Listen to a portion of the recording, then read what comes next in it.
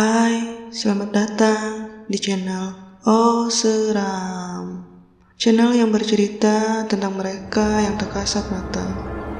Bersama gue, Wawa.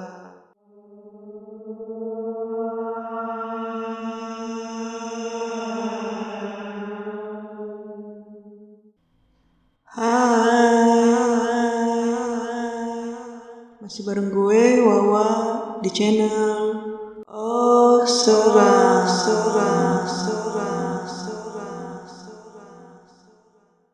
Kali ini kalian akan ditemani sebuah cerita yang berjudul Misteri Museum Fathahillah, Kota Tua Jakarta.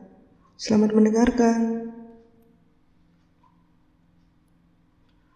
Museum Sejarah Jakarta, atau yang lebih kita kenal sebagai Museum Fathahillah, merupakan sebuah museum yang terletak di Jalan Taman Fathahillah nomor 1 Jakarta Barat, dengan luas lebih dari 1.300 meter persegi.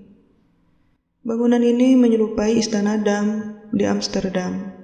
Terdiri atas bangunan utama dengan 2 sayap di bagian timur dan barat, serta bangunan sanding yang digunakan sebagai kantor, ruang pengadilan, dan ruang-ruang bawah tanah yang dipakai sebagai penjara.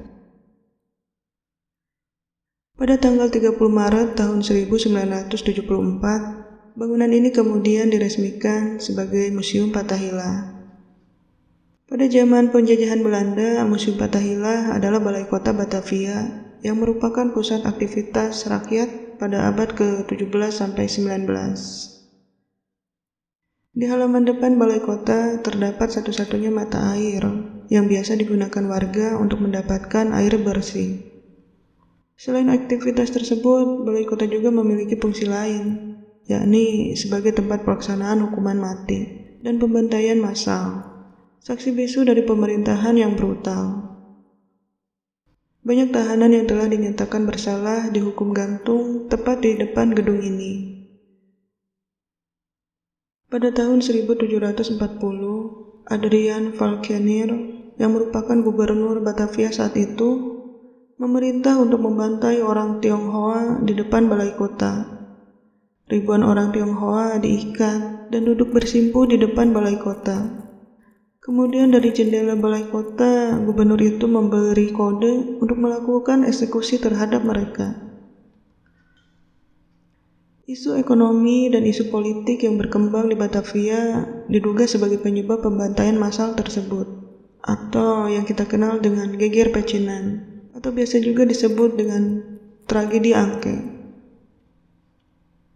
Selain pembantaian tersebut, Museum Sejarah Jakarta juga telah menjadi saksi bisu dari penderitaan para tahanan di penjara bawah tanah untuk pria dan wanita. Ketika air laut pasang, penjara akan terisi dengan air laut, merendam tubuh para tahanan. Dan inilah yang membuat kondisi para tahanan sungguh menyedihkan. Konon kabarnya, Pangeran Diponegoro dan Cut Nyak merupakan 2 pejuang Indonesia yang sempat ditahan di penjara tersebut. Semoga kedua arwah beliau tenang di alam sana. Amin. Ada juga sebuah cerita yang mengisahkan tentang seorang pemberontak bernama Pieter Elberfeld yang dihukum mati di halaman selatan benteng Batavia dengan cara yang kejam. Kedua tangan dan kaki Elberfeld beserta rekan-rekannya diikat pada tali tambang. Keempat ujung tali tambang kemudian diikatkan pada kuda-kuda pilihan yang sangat kuat. Lalu kuda-kuda tersebut dipecut hingga berlari ke arah yang saling berlawanan, dan akhirnya membuat tubuh Elberfeld dan rekan-rekannya terkoyak. Kalian bisa melihat catatan peristiwa tersebut di monumen pecah kulit yang berada di halaman belakang Museum Sejarah Jakarta. Banyak sekali kisah kelam yang terjadi pada masa lalu di Museum Fathahillah, sehingga menjadikan bangunan ini penuh dengan misteri dan kental akan aura mistisnya. Masyarakat sering mendengar suara-suara aneh, menghirup bau amis darah, hingga sesosok bayangan hitam yang sering menampakkan diri. Ada juga yang pernah melihat sosok 3 anak kecil dengan rupa yang hancur, serta ada sesosok pria dan wanita yang sering menampakkan dirinya dengan busana khas Belanda. Dalam catatan sejarah juga dituliskan bahwa di gedung ini terdapat satu lonceng sebagai tanda untuk mengeksekusi tahanan. Lonceng ini juga disebut sebagai lonceng kematian. Ketika lonceng ini berbunyi sekali, itu menandakan tahanan sedang digiring ke ruang pengadilan. 2 kali bunyi lonceng menandakan tahanan telah berada di atas podium pengadilan. Dan 3 kali bunyi lonceng menandakan eksekusi akan dimulai dan disaksikan oleh pejabat serta hakim pengadilan. Dan sekarang, saat malam hari, atau ketika kalian sedang beruntung, mungkin kalian bisa ikut mendengar bunyi lonceng tersebut.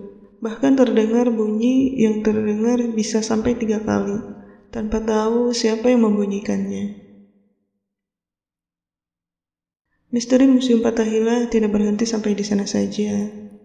Ternyata ada sebuah ruangan rahasia yang terdapat di sebelah ruang pertunjukan. Ruangan ini ditemukan sejak tahun 2010 lalu, dan terdapat mural yang sangat indah eksotis pada dinding ruangan ini.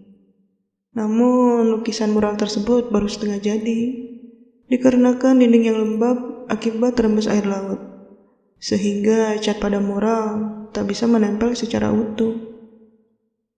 Mural itu menggambarkan Batavia di era tahun 1880 sampai 1920 dan dibuat oleh pelukis Haryadi Sumodijoyo dan S. Sujoyono di tahun 1974 atas perintah Ali Sadikin yang merupakan gubernur Jakarta pada masa itu. Ruangan ini secara tak sengaja ditemukan oleh orang-orang Indonesia yang tergabung dalam komunitas pecinta sejarah. Salah satunya Sisko, keturunan langsung dari Thomas Sanghiu Perkasa. Dengan segala kisah kelam masa lalu dan misteri yang tersimpan di dalamnya, Museum Sejarah Jakarta atau Museum Fathahillah tetap berdiri kokoh. Di usianya yang sudah sangat tua, bangunan ini tetap terlihat anggun dengan nuansa klasiknya. Dan sekarang tetap menjadi saksi bisu bagi para wisatawan yang menikmati kemegahannya. Terima kasih telah mendengarkan cerita di channel Oh Seram. Sampai jumpa lagi di cerita lainnya.